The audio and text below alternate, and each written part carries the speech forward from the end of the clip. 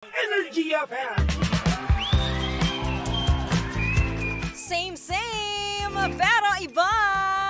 Dito lang iyan sa number 106.7 Energy FM. Pangga, wag mo sabihin radyo, sabihin mo Energy! Hi, good morning sa mga pangga natin dyan. Kakagising pa lang ngayon. Sa mga pangga natin kakatutok pa lang sa atin ngayon. Good morning. Kasama gawin niyo pa rin na Mayora Iska. Pangga, magkano ba ang pamasahe papunta sa tamang tao? Diba? Magkano ba ang babayaran? Buti pa sa tricycle, no?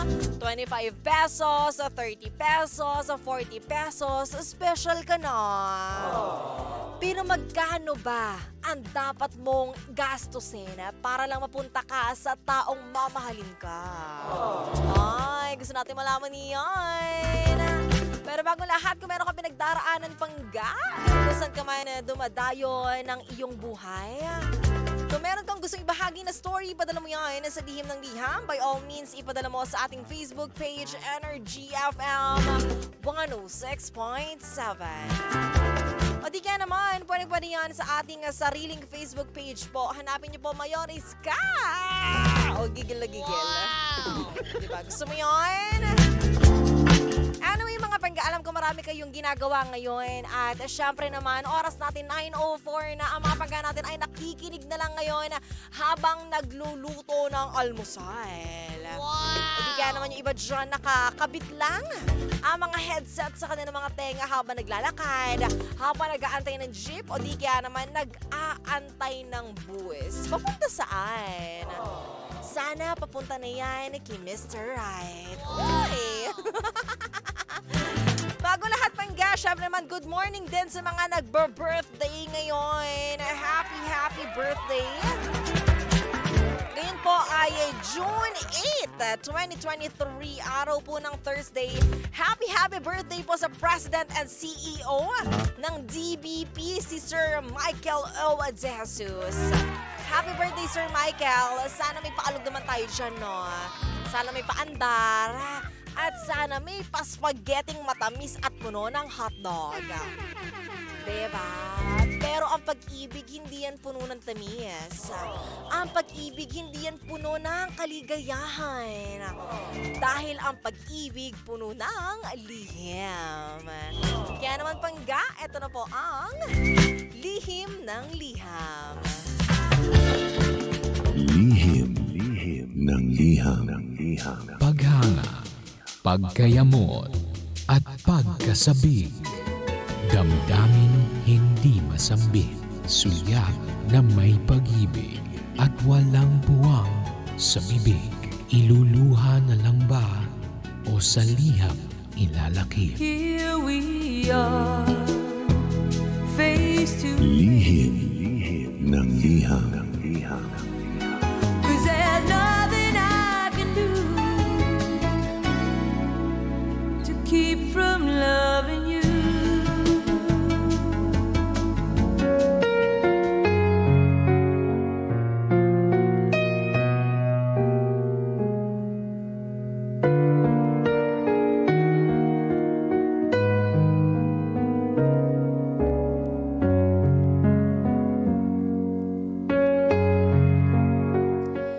Gusto ko nang lumaya.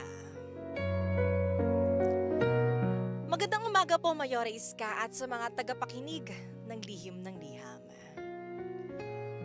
Itago niyo na lang po ako sa pangalang Gay Ann. I am ready to take any risks. Handa akong maghintay kahit pa gaano katagal. Kasi I have this feeling na mahal pa rin ako ni Jess. Kaya naman, Mayora Iska, nagpadala po ako ng liham sa inyo para dito ko may padaan ang gusto kong sabihin sa kanya.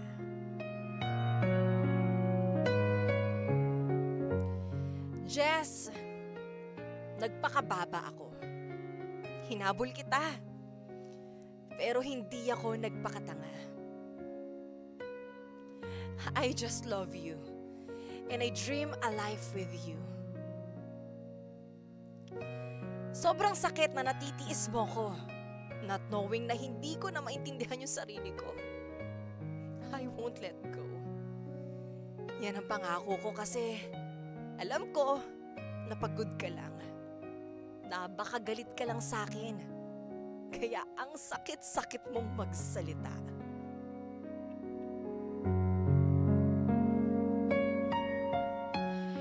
Sobrang hirap matulog. Pero sobrang hirap din bumangon. Jess, durog na durog ako. Sobrang gumuho lahat, pati na mundo ko. Ang sakit-sakit, parang hindi ko kaya. Sinabi mong lumaban ako, Jess, pero paano? Paanong hinang-hina na ako sa pinaparamdam mo? Tuwing umaga, ayokong bumangon. O kung babangon man, may luha pa rin sa mga mata ko. Gusto ko nang matapos yung sakit na nararamdaman ko. Pero Jess, paano? Paano mawala? Nakakatulog ako sa sobrang sakit. Halos lahat ng nakikita ko, apektado ko. Kasi Jess, how come na you're totally fine? Tas ako, ito. Hindi ko kayang makaget over sa sakit na binigay mo. Sa umaga, magigising ako para maalala ulit yung mga sakit. Para paulit-ulit akong durugin ng mga iniisip ko. Ng mga bakit. Bakit? Bakit ako kulang? Saan ako nagkamali? Jess, bakit biglang ayaw mo na?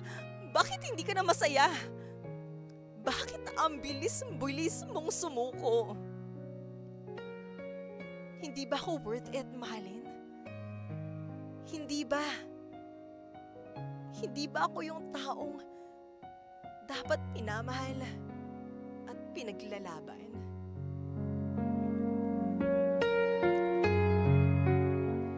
Ilang araw ako nakikiusap sa'yo. Ilang araw ako nga halos walang pake sa sarili ko.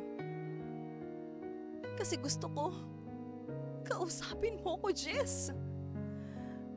Wala akong pakialam kung ano ang tingin nila kasi pinipili kita kahit ayaw mo na. Ang sakit. Ang sakit-sakit. Ginajudge nila ako. Pero hindi nila alam kung ano yung nararamdaman ko para sa'yo. Kung gaano kahirap para sa akin yung paulit-ulit sa'yong sabihin na, ayoko na. Itigil mo na yan. Inintindi ko lahat yun, Jess. Pero hindi ko kayang tanggapin. Kaya sinabi ko, hindi ako aalis. Nag-aantay lang ako para sa'yo. Hindi kita iiwan. At kakayanin ko lahat. Kasi ayoko sa iba. Ayoko mapunta ako at ikaw sa iba. Lalaban ako kasi noong mga panahong napagod ako, lumaban ka pa rin. Until isang araw, isang umaga, umamin ka sa akin na may mahal ka ng iba. Para kung paulit-ulit na sinasaksak. Ang sakit-sakit marinig mula sa'yo. Habang ako naghihintay sa'yo, nagmamahal ka na pala ng iba. Kinaya ko naman mag-antay noon, di ba? Bakit di ka nagtiwala sa akin na kaya ko pa? Na kaya pa nating ayusin to, Jess? Bakit lumayo ka sa akin? Pero wala na akong magawa. Hindi wala na nga akong mailuha. Sobrang sakit na. Nakakapagod na. Jess, sana kasing tatag mo rin ako.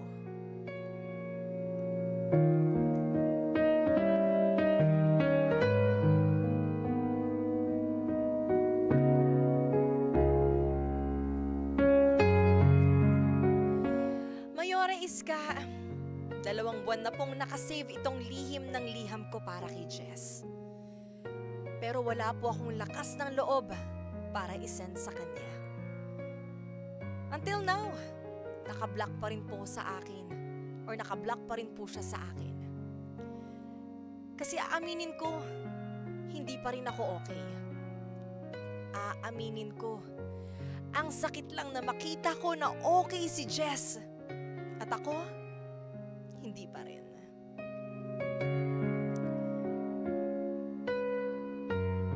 Kasi umaasa ko na pagtatagpuin ulit kami ng pagkakataon.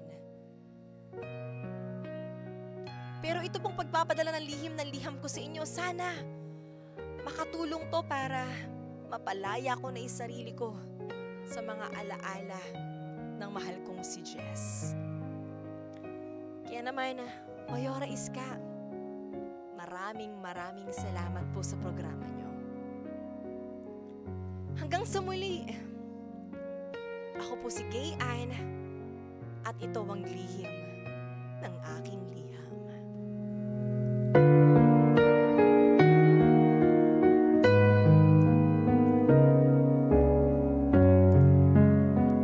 Lihim ng liham.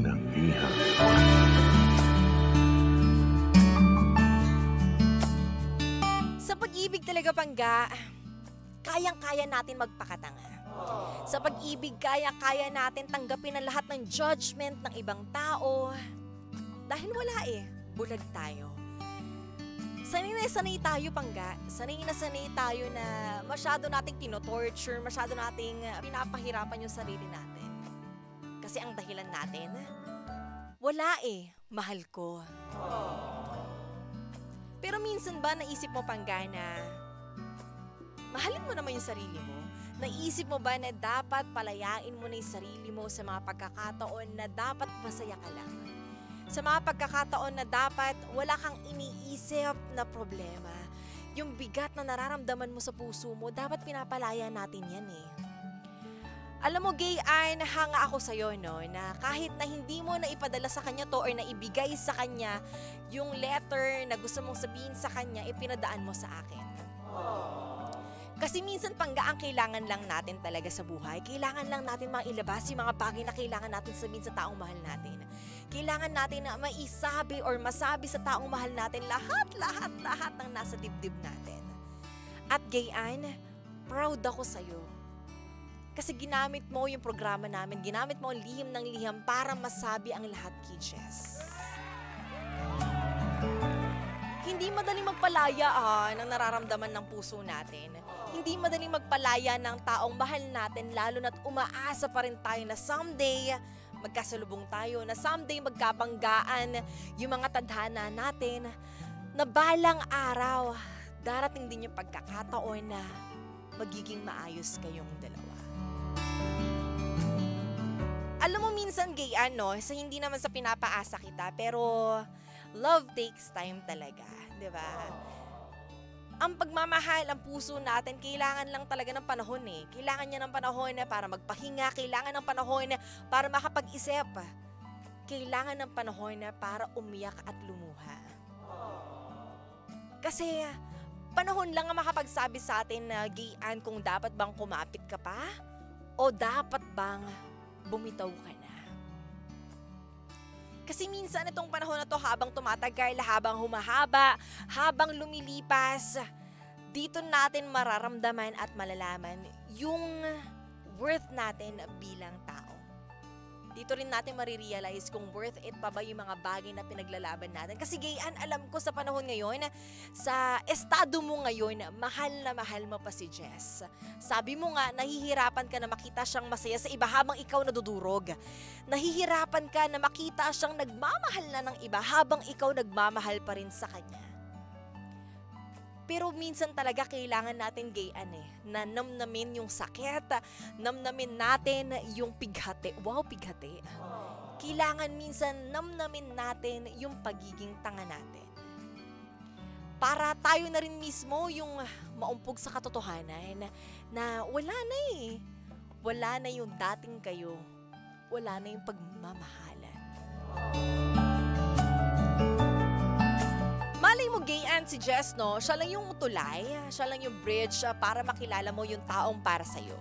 Balay mo, binigay lang siya sa'yo ng universe para ma-realize mo na kaya mo palang magmahal ng ganito kasobra.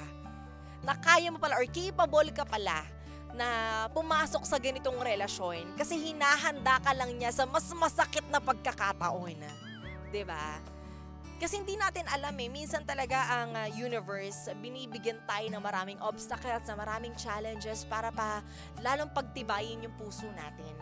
Binibigyan tayo ng mga problema para mas kayanin pa natin yung mga problemang darating sa atin. Kasi naniniwala ako, mga panggana, sa bandang dulo, itong mga problema nating to, worth it to 'Diba? Sabi nga nila, 'diba, at the end of the tunnel, may liwanag dyan. Sa dulo ng tunnel, mayroong pag-asa at mayroong nakalaan na masayang pagkakataon, masayang panahon na para sa'yo. Kasi hindi naman binibigay ang lahat sa isang tao. May mga tao talaga na isang snap, ibibigay sa kanya ng kaligayahan niya. Isang snap lang, ibibigay sa kanya yung mga bagay na gusto niya. Kasi deserve niya yun Minsan kasi gayan, tanggapin natin na yung mga bagay na gusto natin, hindi natin deserve yun. Yung mga bagay na gusto natin, hindi para sa atin yun. Pero pinipilit kasi natin. At habang pinipilit natin yung mga bagay na hindi para sa atin, nauunsyami. Alam mo yun na napipigilan, nasasabotahe yung mga bagay na nakalaan para sa atin, na yung mga bagay na magiging masaya sana tayo. Kasi matitigas ang ulo natin.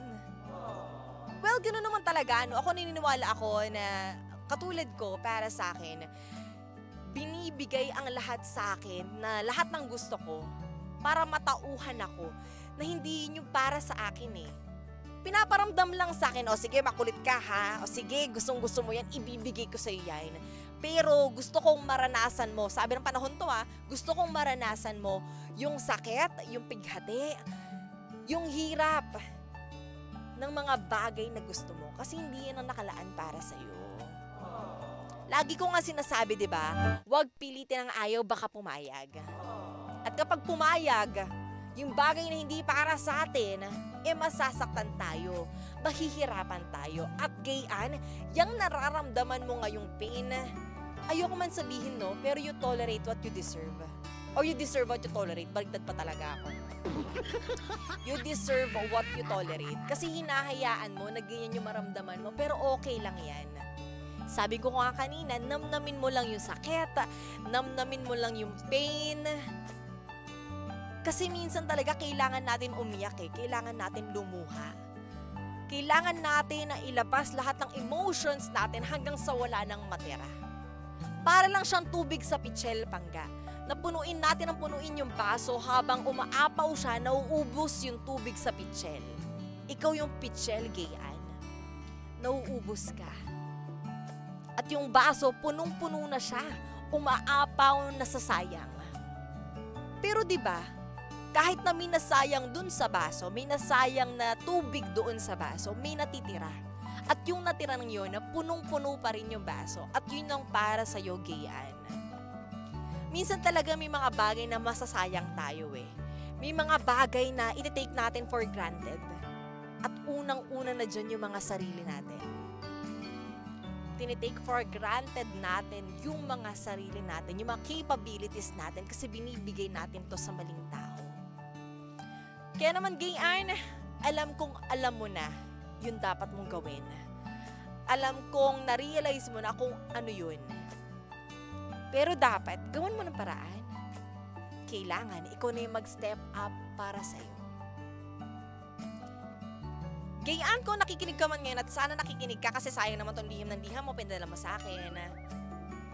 Love takes time, di ba? Ganun talaga kapag nagmamahal ka, nasasaktan ka. Ganun talaga kapag nagmamahal ka ng taong hindi para sa'yo, masasaktan ka. Well, I hope the best for you, Gayan. At maraming salamat sa pagpapadala ng iyong lihim ng liham. At sana may napulot ka ring aral sa akin, no? Sana may napulot ka rin na quotable quotes, ganun. Na pwede mong namnamin, pwede mong i-absorb sa sarili mo at damdamin yung sakit ng ginawa mo at ginawa niya para sa'yo. At sa mga pangga natin dyan na may pinagdaraanan, bukod sa deserve mo yan, ibahagi mo yan sa akin. Sa akin, dito sa Lihim ng Liham. Sabi ko nga kanina, padala mo yan sa ating Facebook page, Energy FM 106.7. Pangga oras natin, 9:23 na. At kasama at kapiling niyo pa rin ang nag-iisang Mayora nyo sa Radyo Mayora Iska. At tayo pa rin ang number 1, 06.7 Energy FM. Pangga, huwag mo sabihing radyo, sabihin mo